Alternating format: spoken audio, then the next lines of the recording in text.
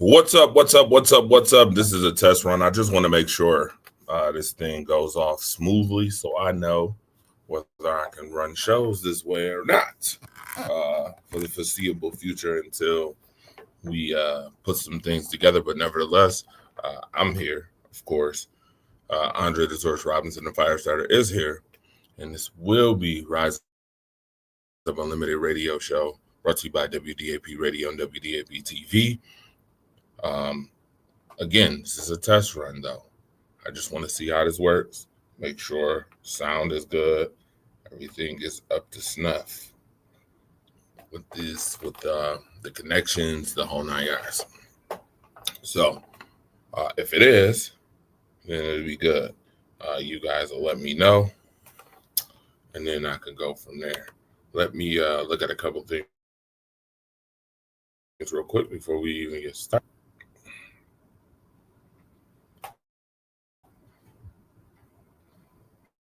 And we can go from there.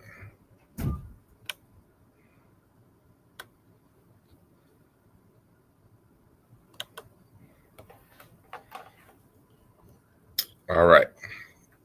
Who's been doing anything on these sports shows?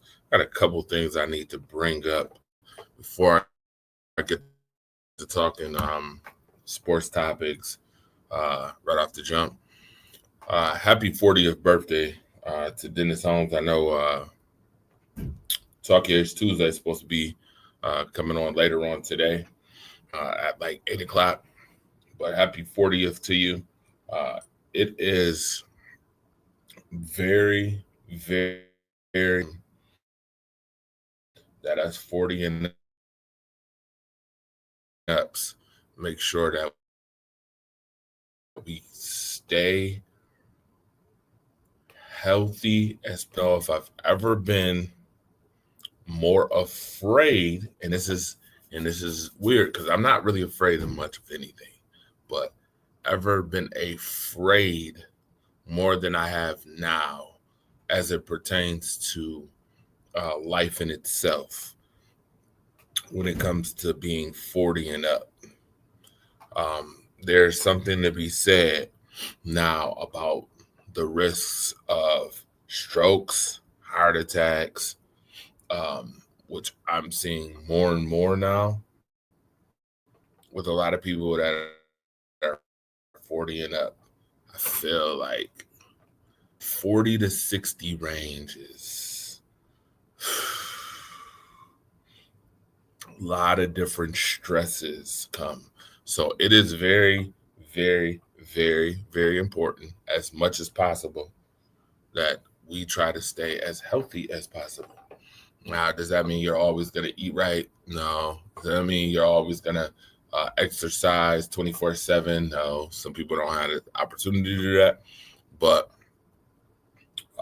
stress levels, that's a big important thing. So when it comes to being 40, it's great to make it to 40, but the 40 club and up is the time where now you have to be even more cautious. So with that being said, again, happy birthday to Dennis Holmes, being Mr. 40 today. Shout out to him. Also, talking about birthdays, happy 34th birthday to Sanaa Metley. Appreciate, everything she's done. Happy birthday to her. Who else got birthdays? I don't know who else got birthdays right now, but if you have a birthday right now or had a birthday within this week, happy birthday to you. Okay, let me start out there. Now, again, as I explained earlier, this is a test run for those who are watching. This is a test run.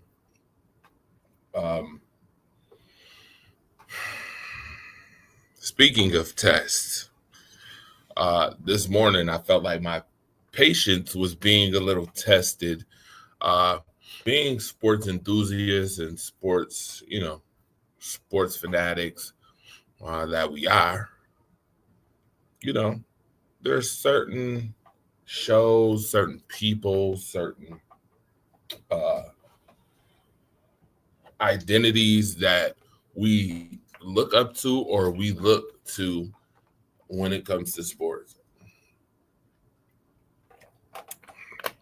Talking sports. So obviously, a lot of people love watching First Take, and I'm one of those people who like watching First Take just to see some of the stuff that they're gonna talk about, just to see how they're gonna react to certain stuff, just to see how you know the debates are gonna look. I'm cool with that. But in 2025, there is something that I am so not cool with as an old schooler. And I guess people will call me an old school guy because I'm 40 plus. And I grew up in the greatest, probably in one of the greatest eras of all time where we got to be subjected to everything 60s, 70s, 80s, 90s, 2000s and up. So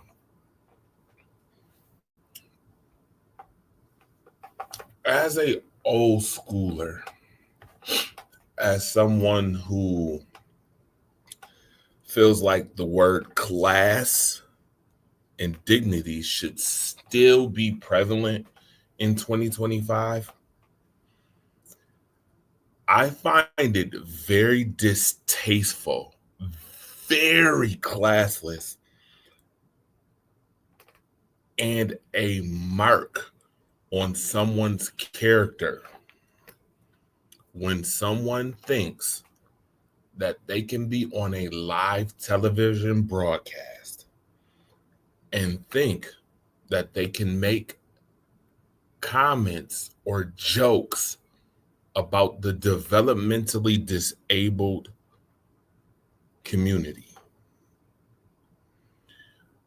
For those who watched First Take today, I was very, very disappointed with Molly Carroll. Very, very disappointed. It is not in any juncture or any platform or any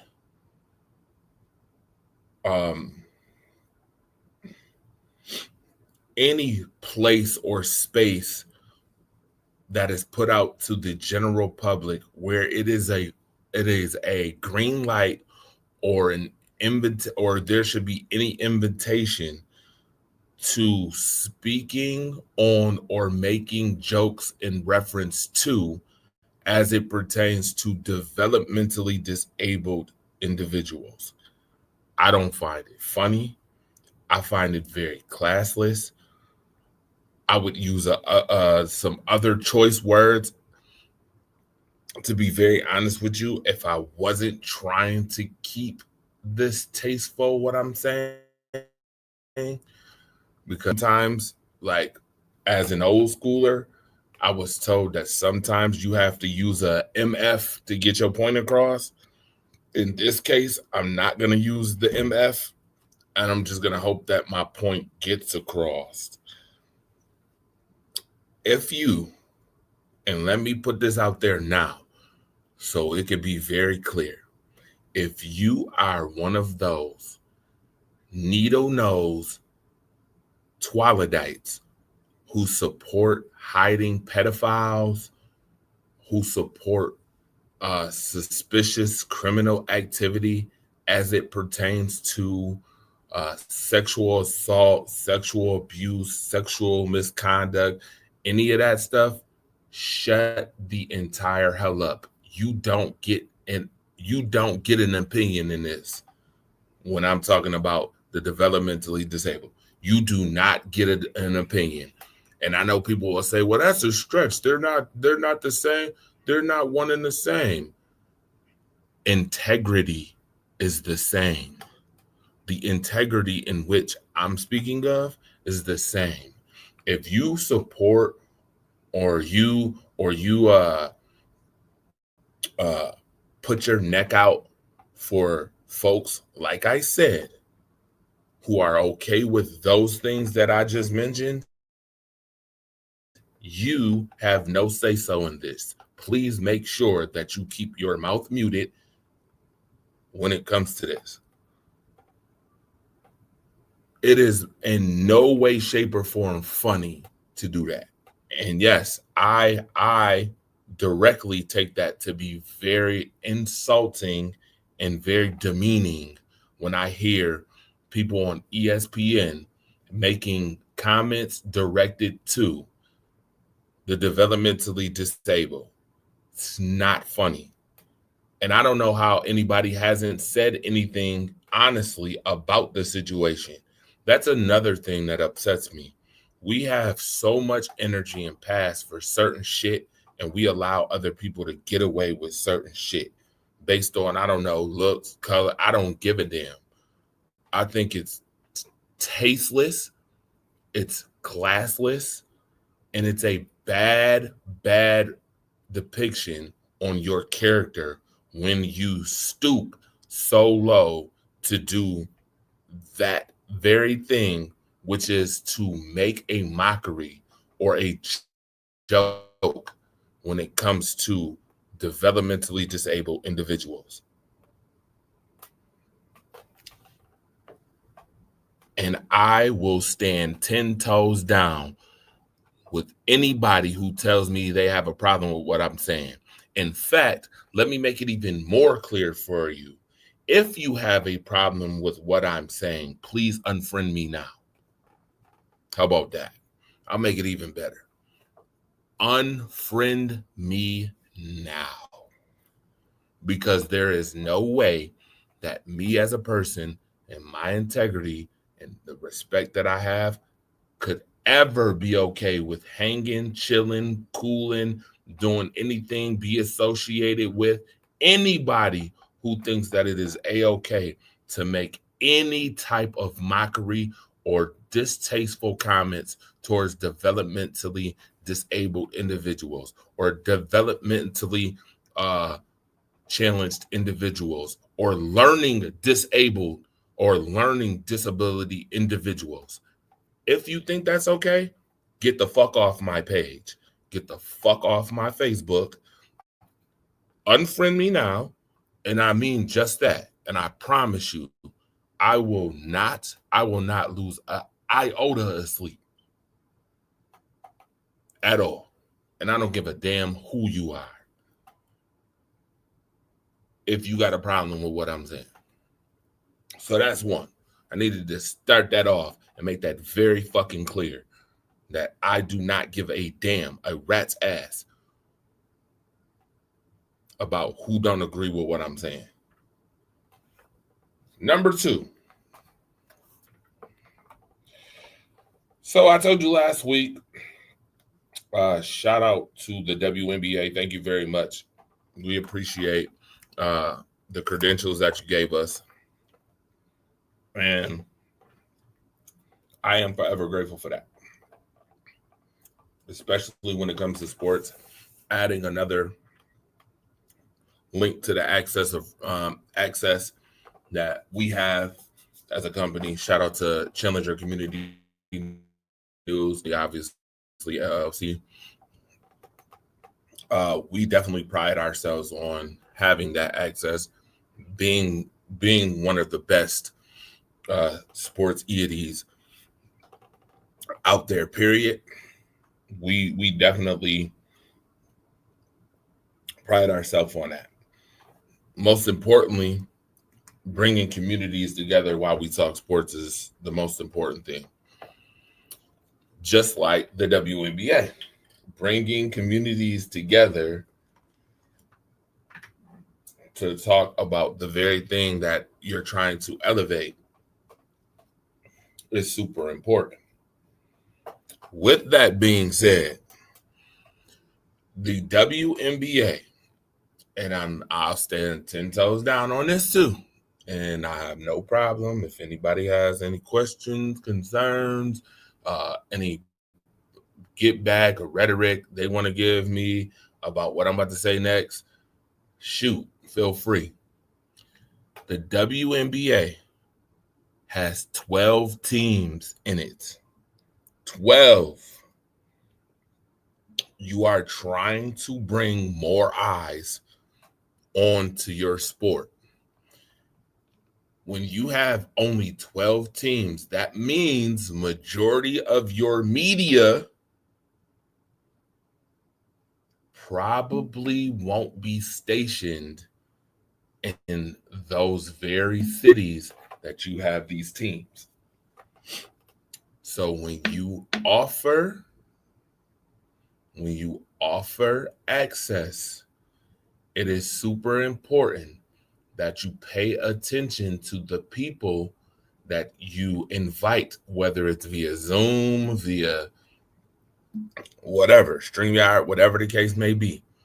It is super important that you pay attention to those people and make sure that those people who you give access to is using the access to the best of their ability.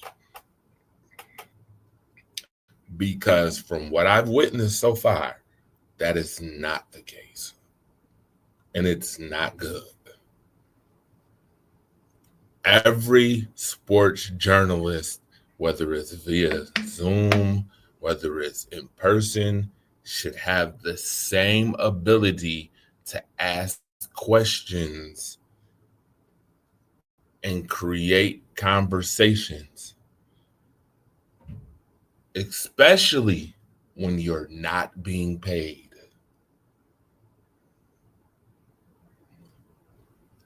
So, WNBA, this is something you guys need to look at and fix for next year. Again, appreciate the access, the whole 9 yards.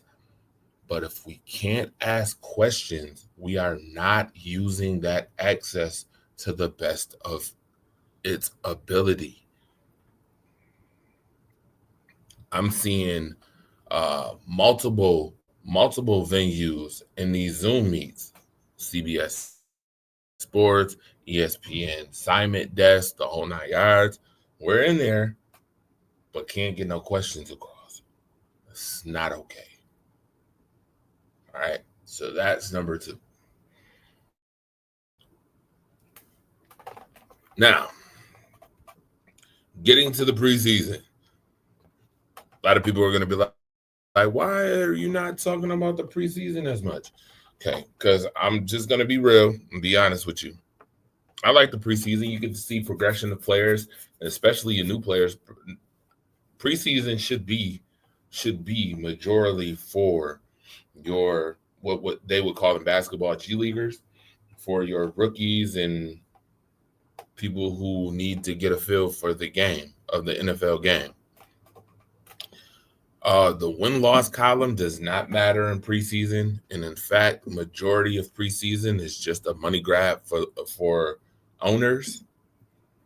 So I really am not a big component of, and I mean I have in past, but on today I'm not a big component of talking about preseason football like that, because a preseason team could go 0-3, 0-4, and then win the Super Bowl.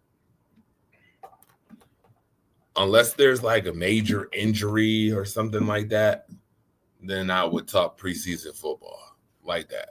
So I'm not really going to talk preseason football while I'm sitting here. Again, this is a test run. I just want to let y'all know again. But I'm not the biggest person right now for talking preseason football after week 1.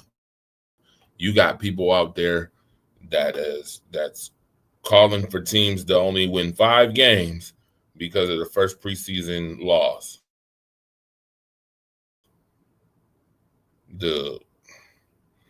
You're either a troll or you're trying to get attention just to get attention.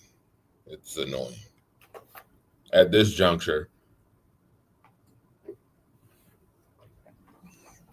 it's a little annoying. So,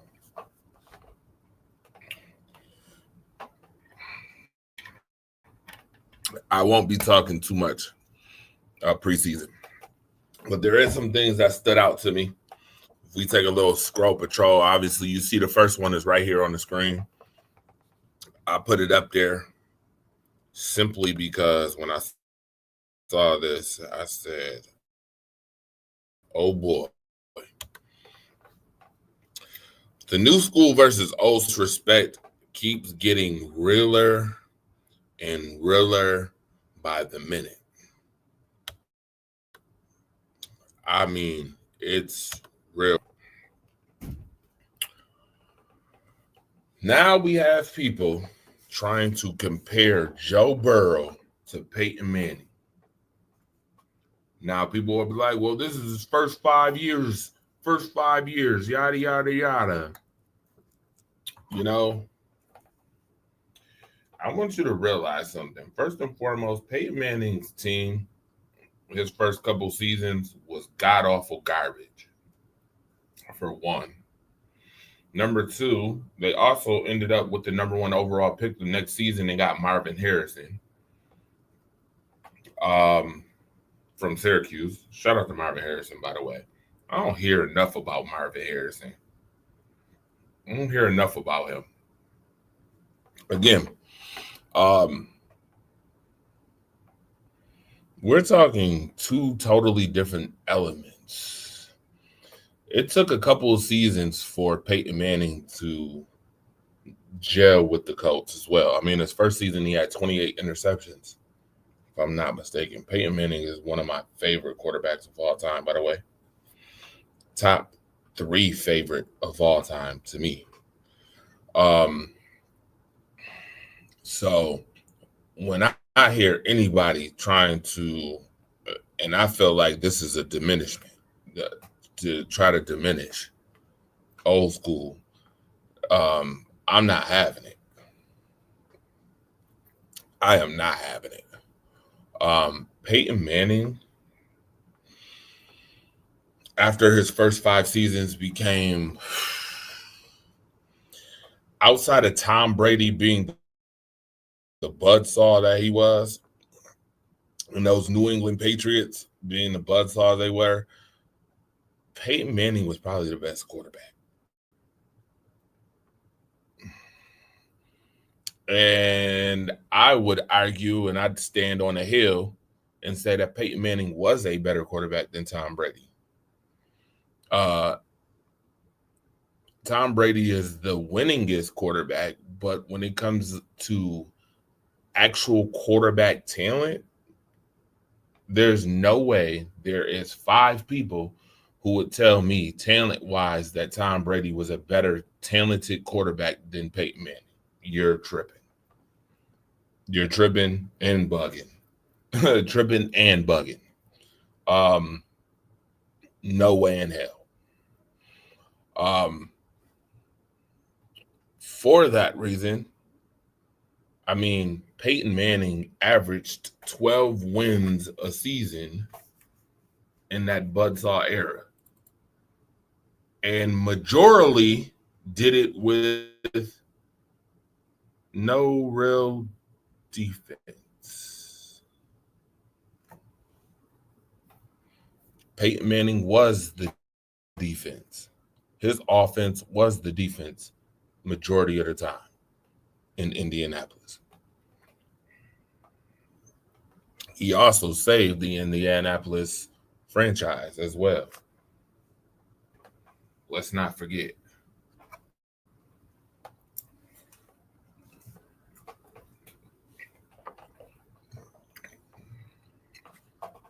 I don't think Joe Burrow right now should be even compared to Ben Roethlisberger right now. And we're comparing him to Peyton Manning? Wild.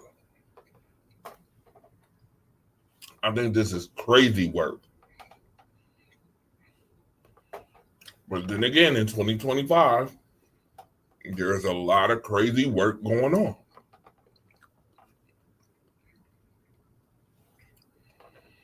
I don't even know if I would compare him to Matt Ryan yet. But we're already trying to compare him to Peyton Manning.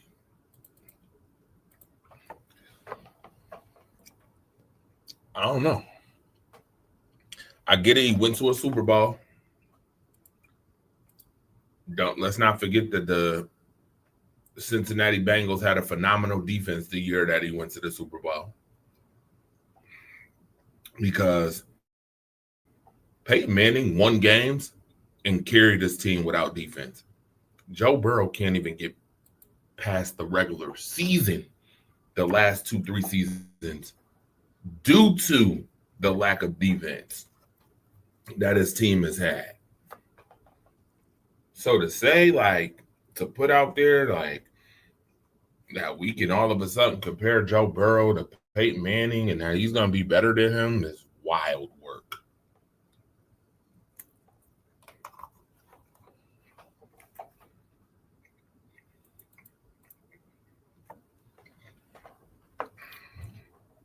Just wild.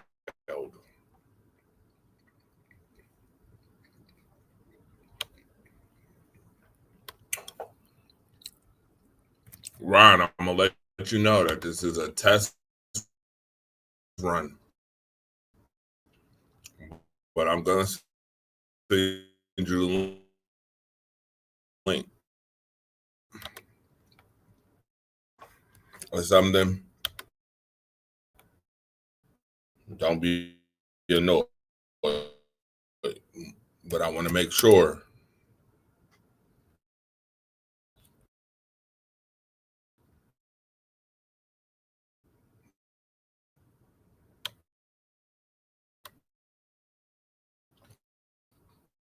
that I can do it under this format.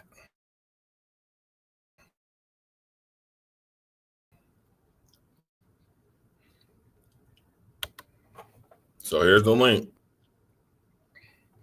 Now, oh yeah.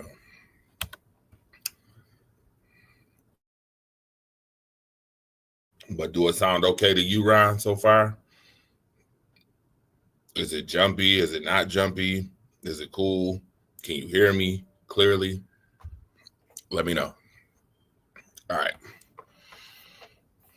Liberty, number 2. Shout out to the New York Liberty, by the way. As I told you, we have credentials to the WNBA through the New York Liberty. I've been put on Facebook those press conferences, like any other press conferences that I do. I put them up. This playoff race is getting tight. The Atlanta Dream not playing with nobody, by the way. They are not playing with anyone. I like what I'm seeing from Alicia Gray, Brittany Griner, all of those players over there, Ryan Howard over there, Takina Pow. It is jumpy a little bit. Okay, kind of figured.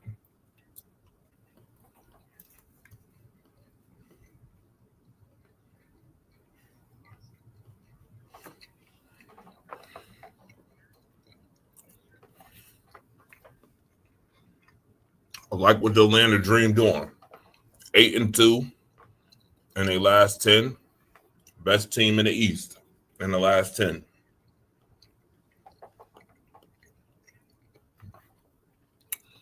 The Indiana Fever, Kelsey Mitchell. I've been trying to tell y'all for the longest. Kelsey Mitchell is the best player on the Indiana Fever, and don't nobody want to listen. I'm going to say that for a conversation next show with Sharon when we do a show coming up Thursday. I'm going to save it. It's already in your inbox, sir. The link in your inbox. Mystics, I like what I've seen from Citron, Sonia Citron, and Kiki Ariafin.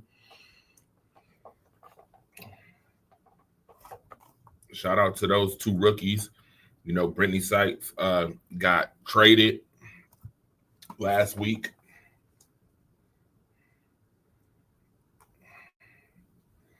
And they're still trying to hold down a playoff spot, trying to get to a playoff spot. I think they're 10th right now? Trying to get to that playoff spot. It's going to be a little tough, though, because the Sparks is coming.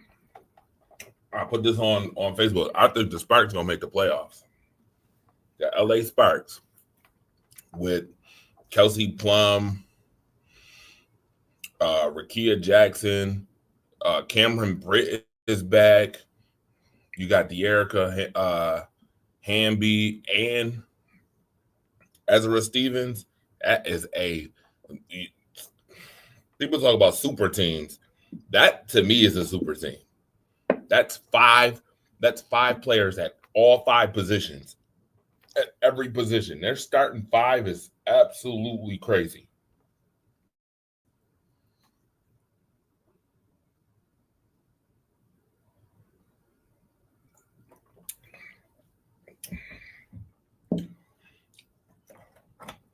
I don't think there's a better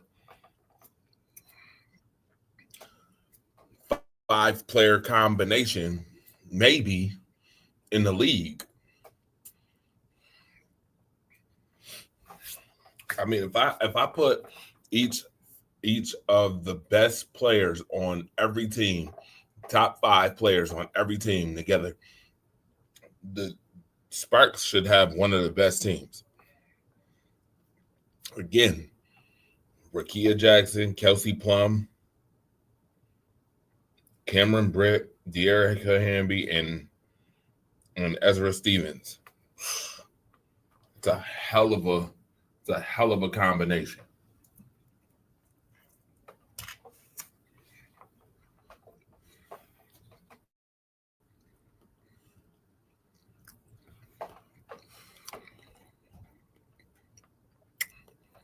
We know the Sky are out of the playoff. Angel Reese hasn't played. Not that I think that would matter because their roster is so terrible. I'm going to be honest. They have an awful roster.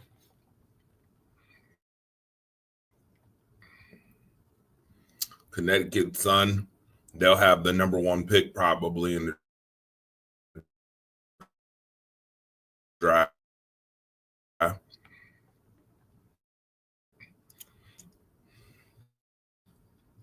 Moving to the Western Conference, I mean, the Lynx are great. Piece of collar is hurt right now. Mercury looking good, even though they've 10 games, losing 6 of them, phenomenal. First player ever to have. Oh, yeah, see, I heard that.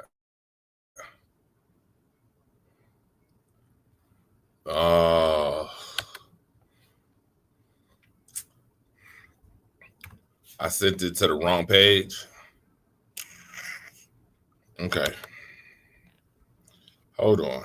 Let me see if I can do this.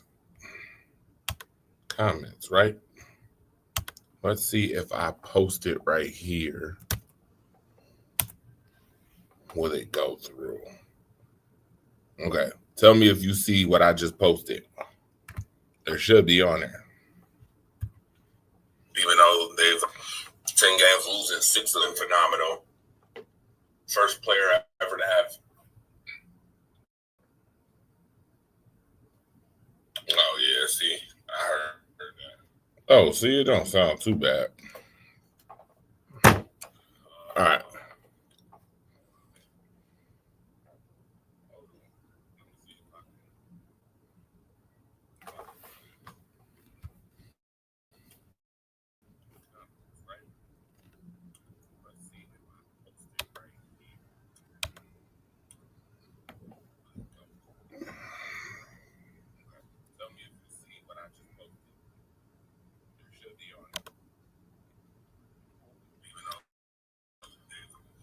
All right. Vegas Aces, A'ja Wilson, the first woman to have 30 and 20 in the history of the WNBA. She had 32 points, 20 rebounds the other night. A'ja Wilson is the face of the WNBA. I'm tired of people trying to Christopher Columbus her spot. It's just not happening. The Aces are now 4 games above 7 out of the last 10, and they're making a playoff push. You better.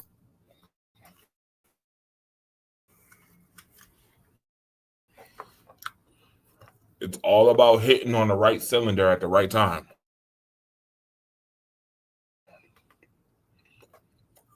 And the 3 teams that's really been hitting, the Dream and the Aces. Oh, and along with the Sparks.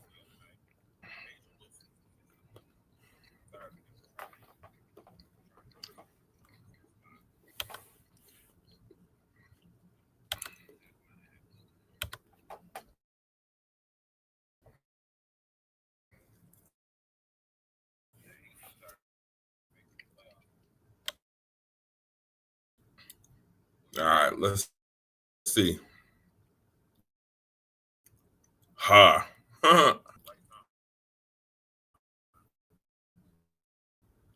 Sensational. College football coming up. The Ohio State Buckeyes.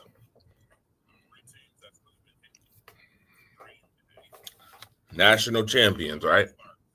National champion Ohio State Buckeyes. I find this to be quite hilarious.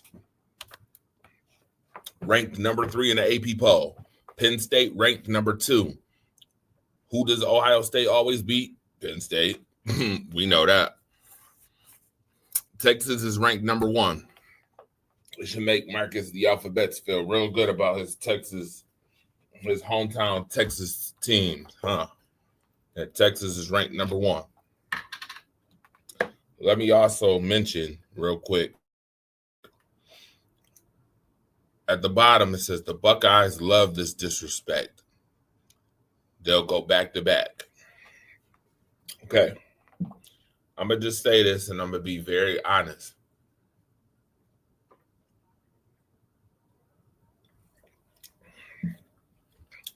Yes, the Buckeyes won the national championship last year. But you have to remember the timeline in which the Ohio State Buckeyes won the national championship. Do you know what the Ohio State Buckeyes was ranked last year? In the national championship? Because let's not forget that there was 12 teams last year. This was a 12-team playoff last year. What was Ohio State ranked last year? Also, who are they coach? Who's his coach? Who's the team's coach? We were on the verge of throwing Ryan Day to the wolves last year. We were very, very well on our way to throwing Ryan Day right out the door and right out of Ohio State Buckeyes history for the fact that he couldn't get over the hump and he couldn't get it done. They were very, very close. Now, he finally got it done. They got it done finally. But that does not excuse the fact of what we know from him, which is to not get it done. And the fact that you have multiple missing pieces that went into the NFL draft, that is why they're ranking Ohio State the way they're ranking them. If you can rank Florida State out of a top 4 position due to their quarterback being injured and they were undefeated, you guys can understand why Ohio State is number 3. Now, do I agree with Penn State being number 2? No, because I think James Franklin is in the same boat as Ryan Day was. James Franklin can't get it done when it matters most. Can't get over the hump. Hasn't won a national championship. The Nittany Lions haven't won a national championship since Paterno. And that's a long time. Okay. The whiteout team can't get it done. So he's in the same boat. He last year was in the same, we were having the same conversation with him and still should be having the same conversation this year about he can't get it done. Penn State might be looking for another coach. Texas. Football is Texas. Texas is football. How about that? Texas, I feel like Texas has the advantage when it comes to football. Marcus the Alphabet will make sure his big mouth always lets you know. By the way, shout out to my brother. And don't get it twisted as if I'm dissing him when I say big mouth. Marcus is very big mouth when it comes to Texas football. He will literally tell you, majority of the folks that play college football, that play at majority of these major schools, come from the state of Texas. And it's true. So when Texas loses talent, Texas gains talent. It's so easy for them. It's like Wolverine getting cut and just regenerating his, healing the wound after he got cut. You get cut, boom, he can make it disappear and back to nothing like it's nothing. That's the Texas state of football. Now, I won't say that's for the Dallas Cowboys because we all know that's another conversation. But when it comes to college football, yes, Texas has a lot of talent. So even if Texas loses a little talent, Texas gonna gain that talent. You can bet your bottom dollar Texas will gain that talent. And Texas hasn't won a national championship since Vince Young. Regardless of the fact, they have a lot of talent in this year, coming up this year. So I'm not shocked that Texas is number one overall. Again, pay attention to the timetables. That's why you'll see that Ohio State is not number one. I think they should be number two. I don't know how Penn State is number two. I'm not buying Penn State being number two in any conversation. I think it should be Texas, Ohio State, yada, yada, yada, and keep it moving. But as I stated, that ranking is an indictment on the coach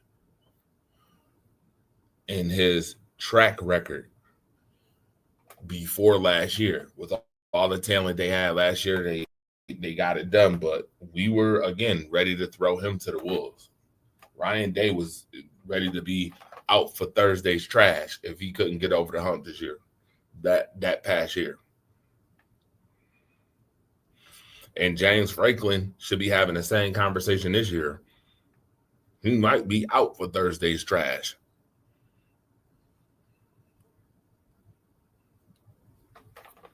If he can't get it done. Especially at the number 2 ranking. You at number 2. When you're ranked in the top 3, I mean, you ain't got no wiggle room for error. A bad loss can put you out the top 5 for the rest of the year.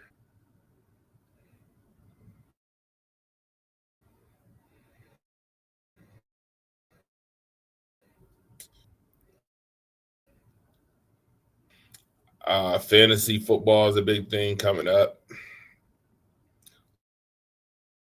A lot of fantasy football teams being made.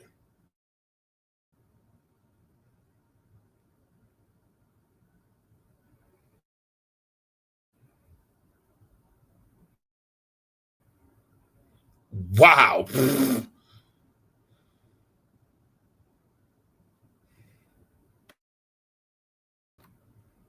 Get her way to number 2 in the MVP rankings.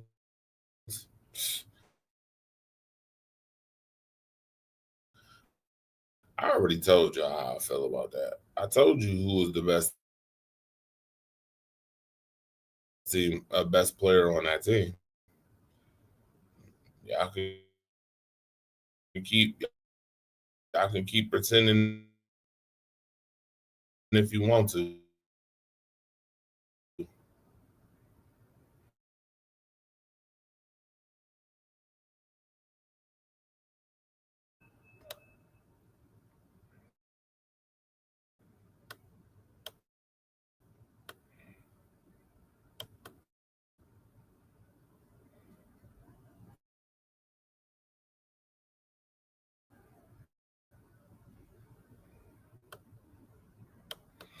No, not talking about that until Thursday.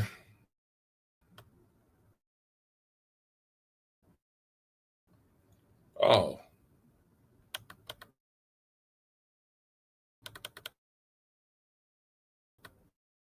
aha.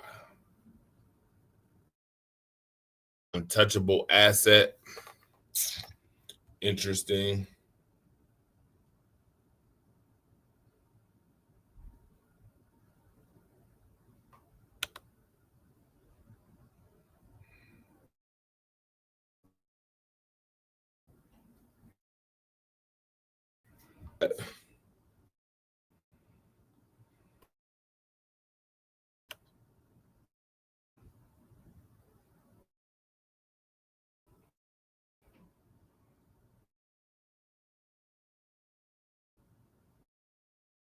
He's back. That girl, keep telling. I told y'all that from the jump, though.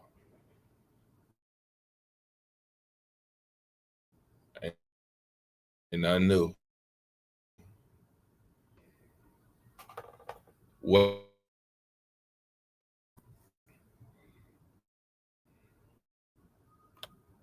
Oh, what did Green Bay's one say? Hold on, I got you. Let me post fast. I think I already have this posted, but I'm gonna post it again.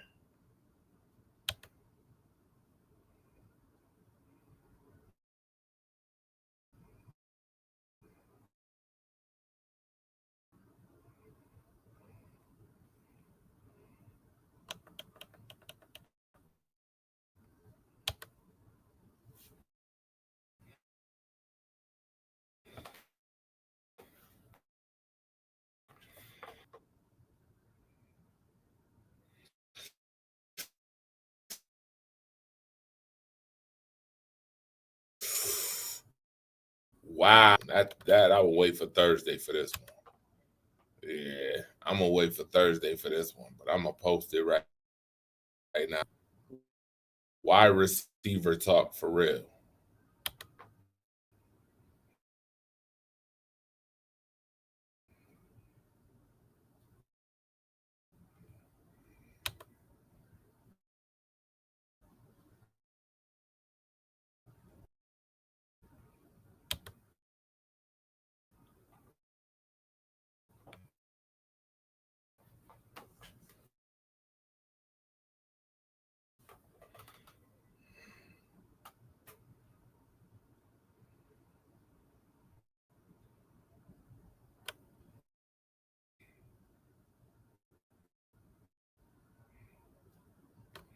Oh, okay. Well, here's a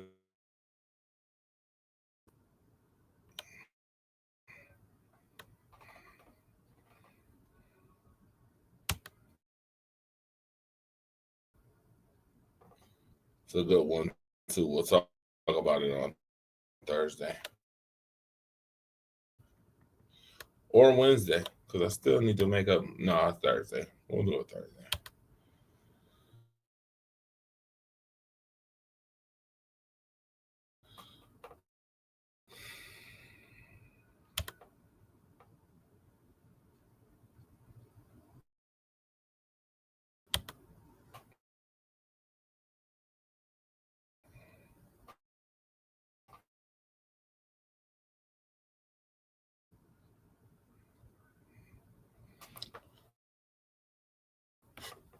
All right. Again, this was just a test run. It's been 1 hour. Good for the most part. I will be watching later on. I know Tucker is Tuesday, and stay tuned to be on the tonight. So I'll be watching that. I'm watching a whole lot of sports. Yeah. Yeah, I see you Thursday.